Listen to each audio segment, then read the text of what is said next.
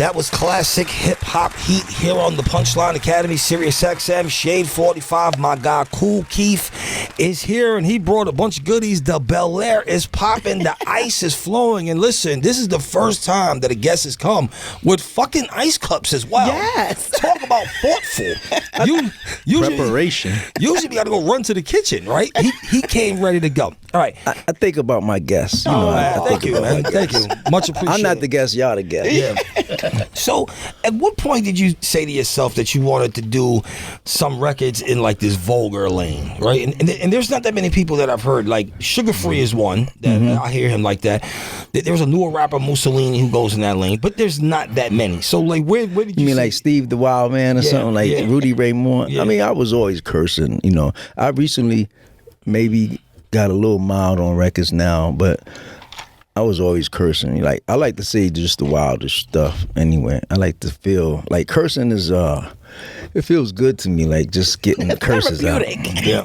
Yeah, curses feel good to me. They just make me say, motherfucker. Rap is the only thing you can say stuff, without hurting somebody's feelings. Like, but it's in the song, you can say anything. But I like to say anything that fuck it, fuck that mother, fuck this shit, fuck that. Because it's like, therapeutics, like breaking something that you, how you go to those places and break stuff for your nerves. Yeah. Rap is like you said, it's a therapeutic thing. For your nerves. Yeah. How amazing is it to see that we have so many legendary artists thriving nowadays, right? It felt at one time where it's like guys weren't dropping records, or they were cuffing records and not releasing them, and now we have this whole infrastructure where you have Common dropping and Nas is dropping 6 albums, and then Wu-Tang got a new album. You're doing 100 songs since October. Like, how amazing is that to see? I feel good that artists are still making records, but I think rap as the only general targeted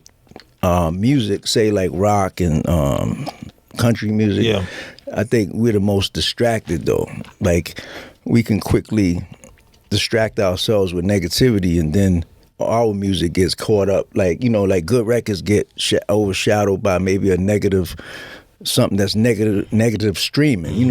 If we focus on that negativity, then you got like you said, lots of artists making records and stuff, but you don't really see country music and rock do that. They don't stir up a big whirlwind hurricane of negativity. Then you stop focusing on Dolly Parton, and you stop focusing on the Judds. You stop focusing on Toby Keith and all that. We the only genre that get distracted with negativity. Yeah. We about who's sleeping with who, what rapper traded girlfriends. The drama. Yeah, it's like we don't have no, and that's what we need to get more focused on, the records and music. Yeah. It's like living Jerry Springer in real life. Yeah. Like literally. Like every day. It's the distraction though. It just takes away from the art and the creation of it. Just we the only ones though. It's only rap music that has, like you said, has a big audience of drama. And now it's even worse because we got social media. Social media makes it worse. Yeah, like like you said, it's more. We follow more not the music. We follow more the drama. Like people gravitate, and then this kind of fan base now is kind of retarded. Yes. So they like you to feel like they don't like artists unless he had requirements, like he did a lot of time in jail, or he came home and he got shot, or he, it has to be something negative with it. Like you gotta have, or he overdosed, Kool Keith overdosed, and y'all like me more now.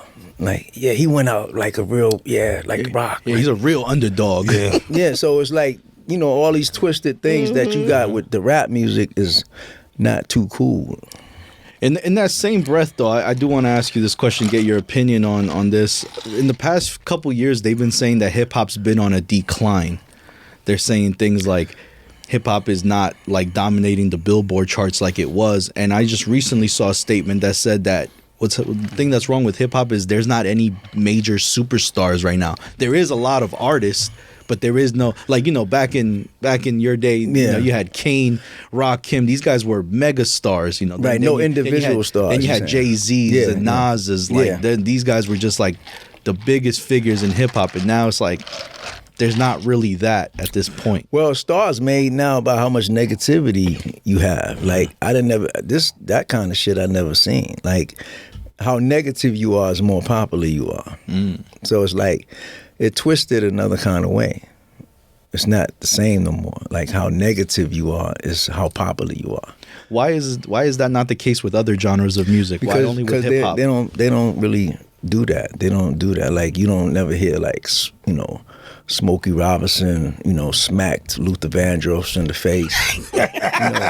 When you ever heard of that shit? Like Rick James got beef, he smacked Michael Jackson and Michael Jackson smacked, Prince. Yeah. And that shit don't exist. Yeah. Only the rap shit. It's also because, and we always talk about this, it's also because hip hop is the only genre that's just grouped together.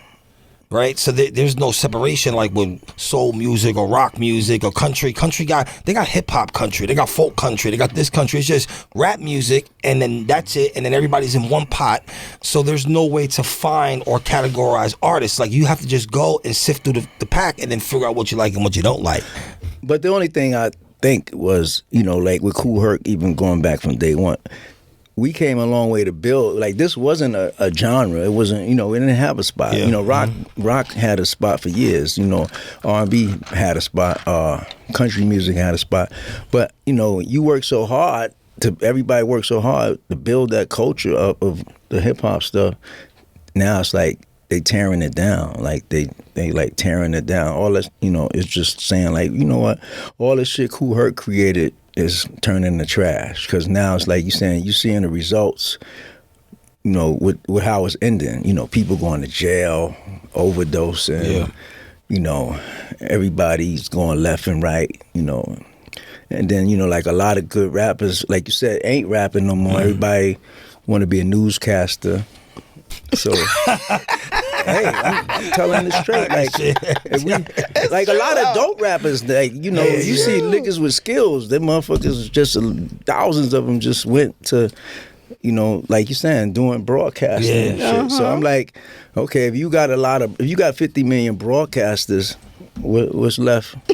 What's left with rap? Right? Yeah, it's true. That's a fact.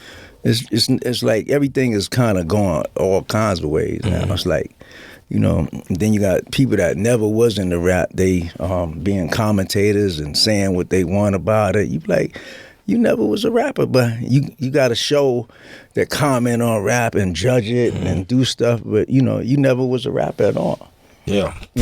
So people are making money off of it, even not being involved in it from the beginning. Yeah. So, advice from Kool Keith and Inphamus Amadeuz: mind your fucking business when it comes to hip hop. This is the Punchline Academy, SiriusXM Shade 45. Yeah. Kool Keith is here. We're gonna play a record, and then you know what time it is. The Punchline Academy freestyle is happening after this.